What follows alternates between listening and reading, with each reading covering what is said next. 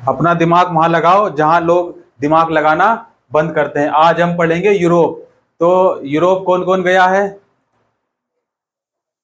और गंजा होके किसने यूरोप लिखवाया है? नहीं। देखो, जब हम 18वीं सदी के मध्य सदी में बात करेंगे तो यूरोप के नक्शे को देखें हम। मिड वाले 18वीं शताब्दी के मिड में अगर यूरोप के नक्शे को हम देखेंगे तो उसमें वैसे राष्ट्र राज्य नहीं मिलेंगे जैसे कि आज हैं। वैसे नहीं रहेंगे जैसे कि आज हैं, जिन्हें आज हम जर्मनी, इटली, स्विट्जरलैंड, भाई 18वीं सदी के मध्य में जो राष्ट्र राज्य है, जो राष्ट्र राज्य हम देखते हैं वो हम आज जैसे उस समय होंगे वो उस समय आज नहीं होंगे। जैसे आज हम किसको देखते हैं? आज हम देखते हैं जर्मनी। गया है कोई? इटली गया है कोई? इटली खाई तो सभी ने होगी। हाँ, और स्विट्जरलैंड, स्विट्जरलैंड के रूप में जानते हैं। वे तब राजशाहियों, डचियों और कैंटनों में बटे हुए थे, जिनके शासकों के स्वायत्त क्षेत्र थे। पूर्वी और मध्य यूरोप निरंकुश राजतंत्रों के अधीन थे और इन इलाकों में तरह तरह के लोग रहते थे। कैसे रहते थे इन इलाकों में? तरह तरह के लोग, तरह तरह के विचित्र लोग हैं, एलियन मान सकते हैं। तरह तरह के देखो लोग रहा करते थे। वे अपने आप को एक सामूहिक पहचान या किसी समान संस्कृति का भागीदार नहीं मानते थे। अक्सर वे अलग अलग भाषाएं बोलते थे। उनकी भाषाएं कैसी थी? भाई भाषा उनकी अलग अलग थी। भाषा की अगर हम बात करें तो भाषा भी उनकी अलग अलग थी, भाषाएं भी अलग अलग थी उनकी। और विभिन्न जातियों समूह के सदस्य थे। विभिन्न विभिन्न जातियों के समूह के सदस्य थे। उदाहरण के तौर पर अगर हम बात कर लें तो ऑस्ट्रिया हंगरी पर शासन करने वाला, ऑस्ट्रिया हंगरी पर शासन करने वाला हेब्सबर्ग साम्राज्य है। क्या? हेब्सबर्ग, हेब्सबर्ग, हेब्सबर्ग साम्राज्य कई अलग अलग क्षेत्रों में और जन समूहों में जोड़कर बना था।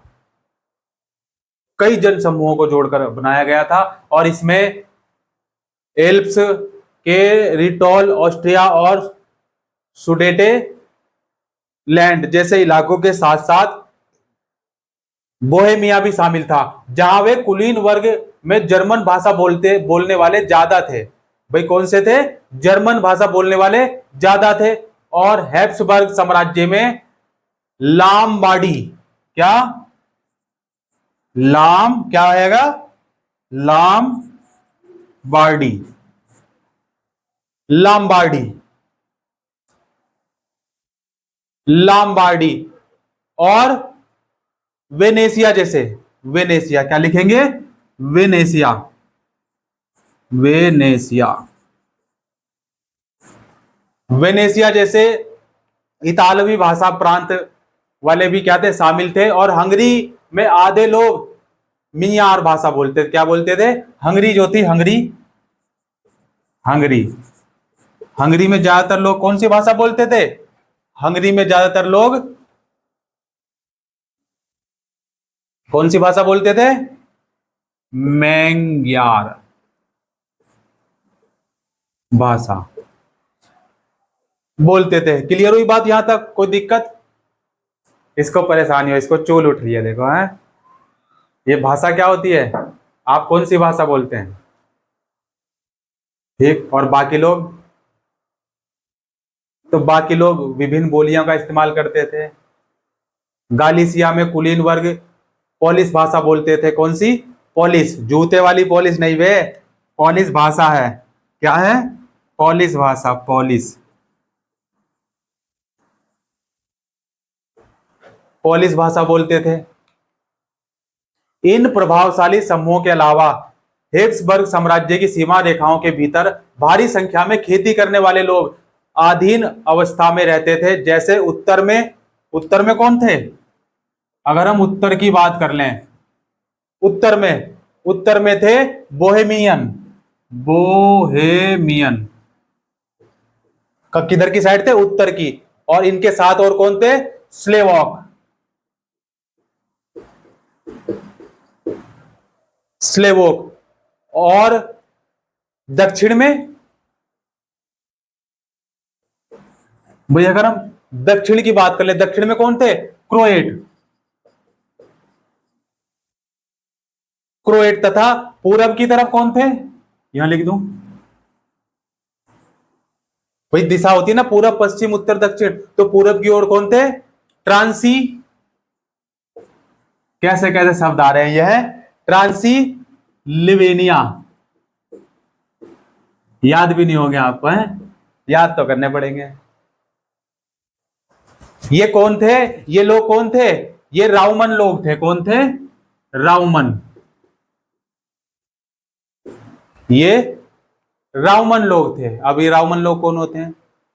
देखो, ऐसा फर्क राजनीतिक एकता को आसानी से बढ़ावा देने वाला नहीं था। इन तरह तरह के समूह को आपस में बांधने वाला तत्व केवल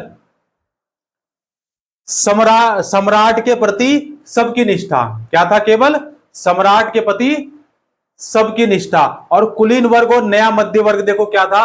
कुलीन वर्ग और नया मध्य वर्ग सामाजिक और राजनीतिक रूप से जमीन का मालिक कुलीन वर्ग यूरोपीय महाद्वीप का सबसे प्रभुत्वशाली वर्ग था। मालिक जो था, जमीन का मालिक कौन? जो जमीन का मालिक था, जमीन मालिक। भाई जमीन का मालिक सबसे बड़ा कुलीन वर्ग था, यूरोपीय महाद्वीप का सबसे प्रभुत्वशाली वर्ग था। और इस वर्ग के सदस्य एक साझा जीवन शैली में बंधे हुए थे, जो क्षेत्रीय विभाजनों के आर पार व्याप्त थे। वे ग्रामीण इलाकों में जायदाद और शहरी हवेलियों के मालिक थे। राजनीतिक कार्यों के लिए तथा उच्च वर्ग के बीच में जो फ्रेंच भाषा का प्रयोग करते थे, उनके परिवार अक्सर वैवाहिक बंधनों से आपस में जुड़े होते थे। मगर यह शक्तिशाली कुलीन वर्ग संख्या के लिहाज से एक छोटा समूह था। क्या था? एक छोटा समूह था। और जनसंख्या के अधिकांश लोग कृषक थे। अधिकांश लोग, ये तो वर्ग थोड़ा छोटा था, लेकिन अगर जनसंख्या के अधिकांश लोग क्या थे? कृषक थे, किसान थे। कृषक, किसान। और प्रकृति, किसान के साथ प्रकृति भी खेलती है और राजनीति भी खेलती है, क्योंकि किसान क्या एक खिलौना है, और साहूकार भी खेलते हैं। पश्चिम में ज्यादातर जमीन पर किराएदार और छोटे काश्तकार खेती करते थे, पश्चिम की ओर। जबकि पूर्व और मध्य यूरोप में भूमि विशाल जागीरों में बटी थी, जिस पर भूदास खेती करते थे। क्या करते थे? भूदास जानते कौन होते हैं? भूदास। भू मतलब होता है जमीन, जमीन पर काम करने वाले दास क्या कहलाते हैं? भूदास। और इंग्लैंड में औद्योगिकरण 18वीं सदी के दूसरे भाग में आरंभ हुआ, लेकिन फ्रांस और जर्मनी के राजाओं के कुछ हिस्सों में यह 19वीं शताब्दी के मैदान ही 19वीं शताब्दी के दौरान ही हुआ। और इस प्रक्रिया के फलस्वरूप देखो हुआ क्या? नए सामाजिक समूह अस्तित्व में आए। क्या है? नए सामाजिक समूह अस्तित्व में आए। और इस प्रक्रिया के फलस्वरूप क्या हुआ? देखो फलस्वरूप क्या परिणाम आया कि नए समूह, सामाजिक समूह अस्तित्व में आए। श्रमिक वर्ग के लोग और मध्य वर्ग जो उद्योगपति, व्यापारियों और सेवा क्षेत्र के लोगों से बने थे। मध्य और पूर्वी यूरोप में इन समूहों का आकार 19वीं सदी के अंतिम दशकों तक छोटा था। क्या था? अंतिम दशकों तक छोटा था। 19वीं सदी के अंतिम दशकों तक छोटा था। कुलीन विशेषाधिकारियों की समाप्ति के बाद शिक्षित और उदारवादी मध्य वर्गों के बीच ही राष्ट्रीय एकता के एक विचार क्या हुआ? लोकप्रिय हुए। अच्छा, उदारवादी राष्ट्रवाद को राष्ट्रवादी क्या मानते थे और क्यों मानते थे? उदारवादी, हम क्या पढ़ रहे हैं? राष्ट्रवाद का निर्माण पढ़ रहे हैं। किसमें पढ़ रहे हैं? यूरोप में। यूरोप में, तो यूरोप में 19वीं सदी के शुरुआती दौर में, शुरुआती दशकों में राष्ट्रीय एकता से संबंधित विचार उदारवाद से करीब जुड़े हुए थे। उदारवाद यानी लातीन भाषा का मूल शब्द क्या होगा? लातीन। लातीन, लातीन भाषा मूल क्या हुआ? इसका मूल हुआ लिबर, LIBER, इस पर आधारित था, जिसका अर्थ क्या है? जिसका अर्थ है आजाद। झंडा ऊंचा रहे हमारा। हाँ, जिसका अर्थ क्या था? आजाद। क्लियर हुई यहां तक बात? नए मध्य वर्गों के लिए उदारवाद का मतलब था व्यक्ति के लिए आजादी और कानून के समक्ष सबकी बराबरी। राजनीतिक रूप से उदारवाद एक ऐसी सरकार पर जोर देता था जो सहमति से बनी हो। फ्रांसीसी क्रांति के बाद, फ्रांसीसी क्रांति कब हुई थी? यस, बांडिया तुम बताओ कब हुई थी फ्रांसीसी क्रांति? हाँ, क्या कह रहे हो? नहीं मालूम? देखो, कमियां निकालने वालों का कहना ही क्या। देखो, मैं उससे पूछ रहा हूं, वो कमियां निकाल रहा है। कमियां निकालने वालों को कहना ही क्या। वो तो किसी की 13वीं में भी 13 कमियां निकाल देते हैं, है ना। कमियां निकालने वालों की तो जय जयकार है। और कमियां कहीं भी निकाल देते हैं। किसी की शादी में जाएंगे, लड़की की शादी में जाएंगे, वहां खा लेंगे, पी लेंगे और हक देंगे, और फिर कमियां निकालते रहेंगे दूसरों को चुगली कर करके। ऐसा था, मजा नहीं, ये मजा नहीं। हाँ, ऐसा ही होता है। देखो, फ्रांसीसी क्रांति के बाद क्या हुआ? उदारवाद, निरंकुश शासक और पादरी वर्ग के विशेषाधिकारों की समाप्ति, संविधान तथा संसदीय प्रतिनिधि सरकार का पक्षधर था, और 19वीं सदी के उदारवादी निजी संपत्ति के स्वामित्व की अनिवार्यता पर बल देते थे। निजी स्वामित्व की अनिवार्यता पर बल देते थे, लेकिन यह जरूरी नहीं था कि कानून के समक्ष बराबरी का विचार सबके लिए मताधिकार के पक्ष में था।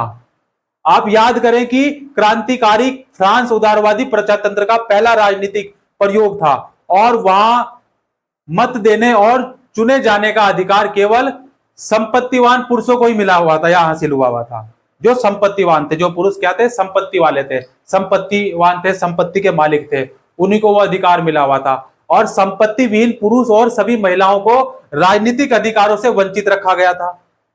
राजनीतिक अधिकारों से क्या किया गया था? वंचित रखा गया था। केवल थोड़े समय के लिए जैकोबियन शासन के समय सभी वयस्क पुरुषों को मताधिकार प्राप्त हुआ था। मगर नेपोलियन संहिता में, अगर नेपोलियन संहिता को हम देखें, पुनः सीमित मताधिकार वापस आई, और उसने महिलाओं को अवयस्क दर्जा देते हुए क्या किया? उन्हें पिताओं और पतियों के अधीन कर दिया। पिता के अधीन कर दिया और पतियों के अधीन कर दिया। संपूर्ण 19वीं सदी तथा 20वीं सदी के आरंभिक वर्षों में क्या करें? आरंभिक वर्षों की अगर हम बात करें तो महिलाओं और संपत्ति विहीन पुरुषों ने क्या क्या, देखो, समान राजनीतिक अधिकारों की मांग करते हुए विरोध आंदोलन चलाए। क्या चलाए? विरोध आंदोलन चलाए। विरोध आंदोलन, और विरोध जो है विचारों का होना चाहिए, व्यक्तियों का नहीं होना चाहिए। विरोध आंदोलन, विरोध कैसा होना चाहिए? विरोध विचारों का होना चाहिए। कैसा होना चाहिए? विरोध विचारों का। ये नहीं कि एक मारा उसका सर तोड़ दिया, हाँ, हॉस्पिटल में एडमिट कर दिया। विरोध करो लेकिन विचारों से करो, है ना। क्लियर हुई बात? आंदोलन चलाए। देखो, अब आर्थिक क्षेत्र में उदारवाद बाजारों की मुक्ति और चीजों तथा पूंजी आवागमन पर राज्य द्वारा लगाए गए नियंत्रणों को खत्म करने के पक्ष में था। जो नियंत्रण लगाए गए थे, नियंत्रण किया गया था, उन पर लगाए गए नियंत्रणों को खत्म करने के पक्ष में था। और 19वीं सदी के दौरान उभरते हुए मध्य वर्गों की यह जोरदार मांग थी। क्या मांग थी? आइए हम 19वीं सदी के पहले भाग में जर्मन भाषी इलाकों का उदाहरण लें। किसका? जर्मन भाषी का उदाहरण लेंगे अगर हम, तो नेपोलियन के प्रशासनिक कदमों से, नेपोलियन बोनापार्ट के प्रशासनिक कदमों से देखो क्या हुआ? अनगिनत छोटे प्रदेशों से 39 राज्यों का एक महासंघ बना। क्या बना? 39 राज्यों का एक महासंघ। 39 राज्यों को मिलाकर क्या बनाया गया? एक महासंघ।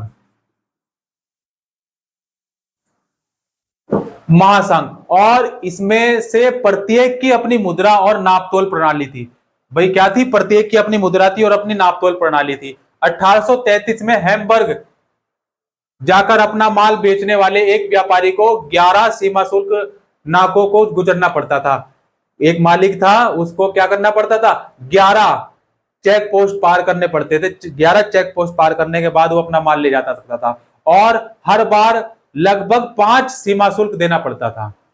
क्या देना पड़ता था? 5 सीमा शुल्क देना पड़ता। टैक्स, जैसे टोल टैक्स कटता है ना, इस तरीके का था, मान सकते हैं आप। ठीक है। शुल्क अक्सर वस्तुओं का वजन या आकार के अनुसार लगाए जाते थे। शुल्क कैसे लगता था? टैक्स, भाई वस्तु के आकार से लगाया जाता था और वस्तु के वजन से, कितनी भारी है, हैं? कितनी भारी है। और उसका वजन कितना है, कितनी भारी है, और उसका आकार कितना बड़ा है। क्योंकि हर क्षेत्र की अपनी नापतोल थी, अपनी नापतोल की व्यवस्था थी, अतः हिसाब लगाने में समय लगता था। भाई पहले आकार नापेगा, वो आएगा, पहले अपनी खैनी रगड़ेगा, है कोई बीड़ी पिएगा, हाँ सरकारी काम है, जरा रुक जा, अभी बैंक वाले अभी लंच चल रहा है, लंच टाइम चल रहा है, थोड़ी देर में आना, सर्वर डाउन है, थोड़ी देर में आना, हाँ।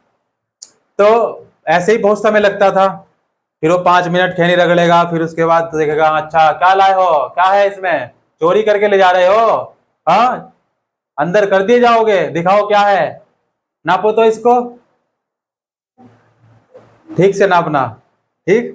तब इसलिए इसी कारण से क्या होता था, समय ज्यादा लगता था नापने तोलने में, और उसका वजन करने में बहुत समय लग जाता था। मलसन कपड़ों को नापने का पैमाना एले था। क्या था, एले।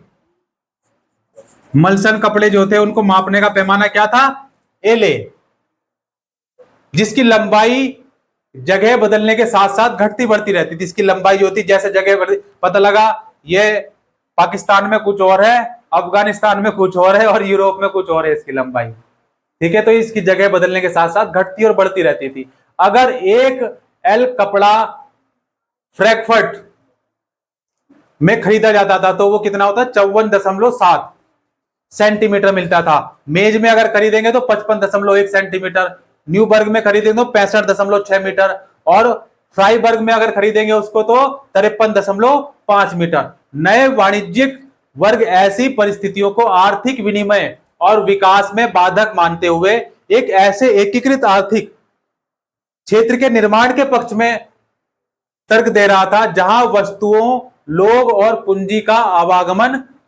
बाधा क्या था, बाधार रहित हो। और 1834 में प्रसा जानते क्या होता है, प्रसा, 1834 में प्रसा, थारी चाची है, थारा भाई जोगिंदर प्रसा है। तो प्रसा की पहल पर एक शुल्क संघ, क्या, जॉल वेराइन स्थापित किया गया। क्या किया गया, संघ, ये क्या है, संघ है, और इस संघ का नाम क्या है, इस संघ का नाम है जॉल वेराइन, जॉल वेराइन, इस संघ का नाम क्या है, जॉल वेराइन स्थापित किया गया, जिसमें अधिकांश जर्मन राज्य शामिल हो गए। इस संघ ने शुल्क अवरोध को समाप्त कर दिया और मुद्राओं की संख्या 2 कर दी, जो उससे पहले 30 से ऊपर थी। उससे पहले कितनी, 30 से ऊपर थी, लेकिन 2 कर दी। इसके अलावा रेलवे के जाल ने गतिशीलता बढ़ाई और आर्थिक हितों का राष्ट्रीय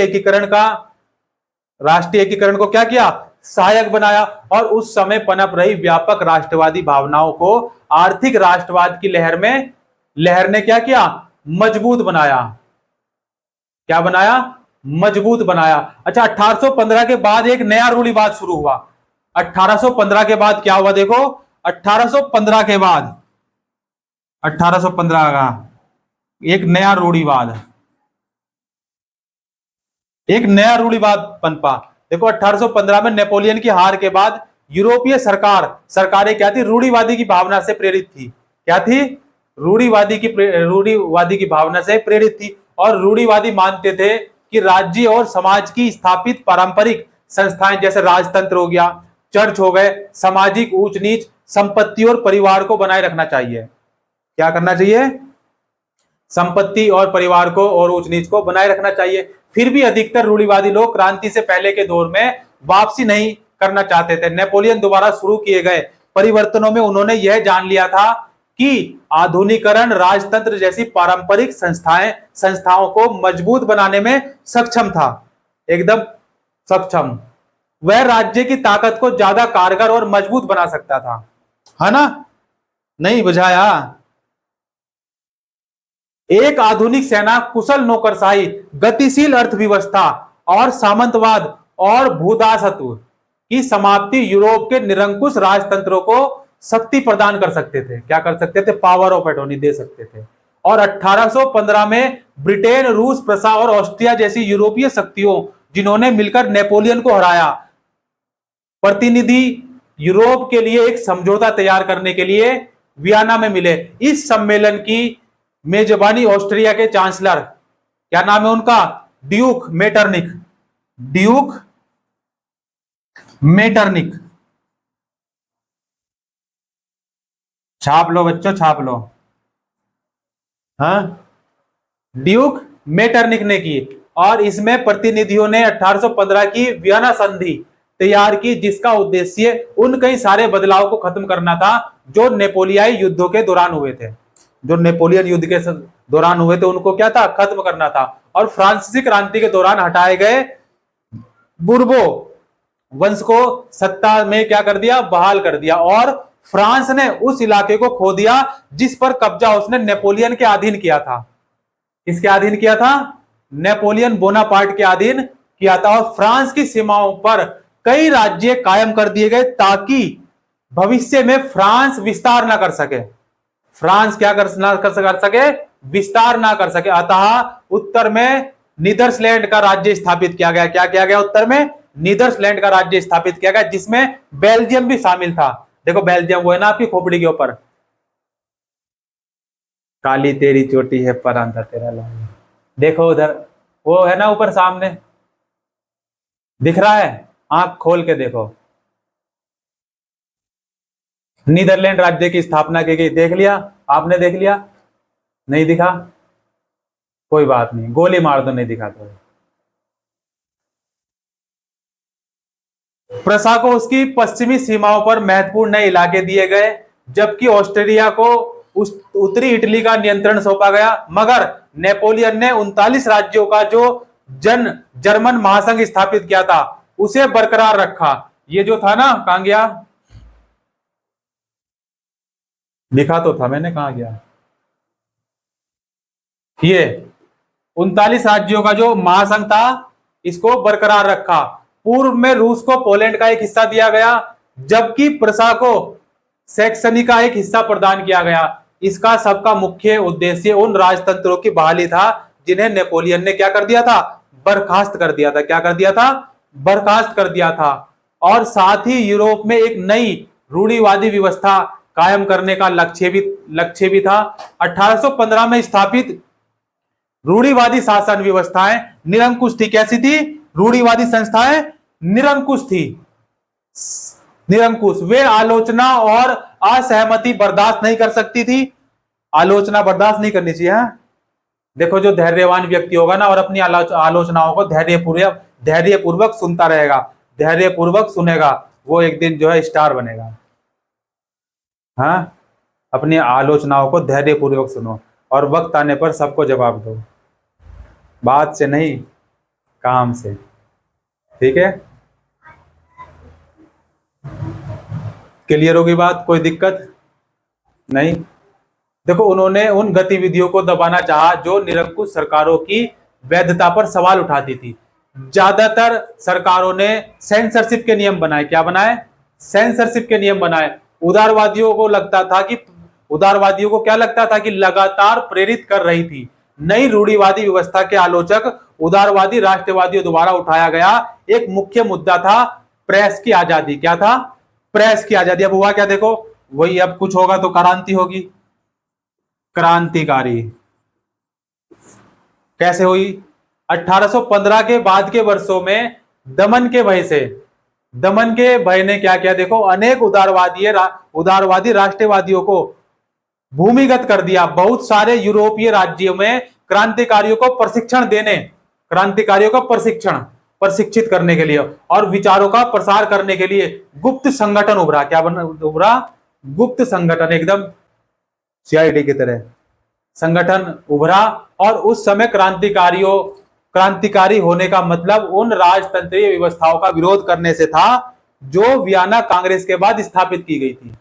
क्या की गई थी, वियना कांग्रेस के बाद स्थापित की गई थी। साथ ही स्वतंत्रता और मुक्ति के लिए प्रतिबद्ध होना और संघर्ष करना क्रांतिकारी होने के लिए जरूरी था। ज्यादातर क्रांतिकारी राष्ट्र राज्यों की स्थापना को आजादी के इस संघर्ष का अनिवार्य हिस्सा मानते थे। ऐसा ही वह व्यक्ति था इटली का क्रांतिकारी। क्या नाम था उसका, जिउसेपी। क्या नाम था उसका, जिउसेपी। ज्यूसेपी, ज्यूसेपी, कैसे कैसे नाम आ रहे हैं बच्चे। मैथ्सिनी, इनका जन्म 1807 में जेनोवा में हुआ था और वह कार्बोनारी के गुप्त संगठन का सदस्य बना। ये जो गुप्त संगठन था इसी का सदस्य बना। 24 साल की युवा अवस्था में लिगुरिया में क्रांति करने के लिए उसे बहिष्कृत कर दिया गया था।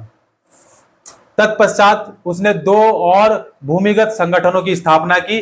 पहला था मासेई में यंग इटली और दूसरा बर्न में था यंग यूरोप। क्या था? यंग यूरोप, जिसके सदस्य पोलैंड, फ्रांस, इटली और जर्मन राज्यों के समान विचार रखने वाले युवा थे। क्लियर हुई बात? अब देखो, मैथ्सिनी द्वारा राजतंत्र का घोर विरोध करके और प्रजातांत्रिक गणतंत्रों के अपने स्वप्न में मेस्तिनी ने रूढ़िवादियों को हरा दिया और मेटरनिख ने उसे हमारी सामाजिक व्यवस्था का सबसे खतरनाक दुश्मन मांगा। एकदम सबसे खतरनाक हथियार हमेशा लोड करके रखता था वो, है ना। देखो, अपना दिमाग वहां लगाओ जहां लोग अपना दिमाग लगाना बंद करते हैं। समझ में आई बात? समझ में आया तो इसके एक जोर से चाटा मारो, ये बहुत बात कर रहा है। देखो, मैं एक कठिन कार्य के लिए आलसी व्यक्ति को चुनूंगा। क्यों? क्योंकि आलसी व्यक्ति कठिन कार्य को करने का सबसे आसान तरीका निकाल सकता है ना।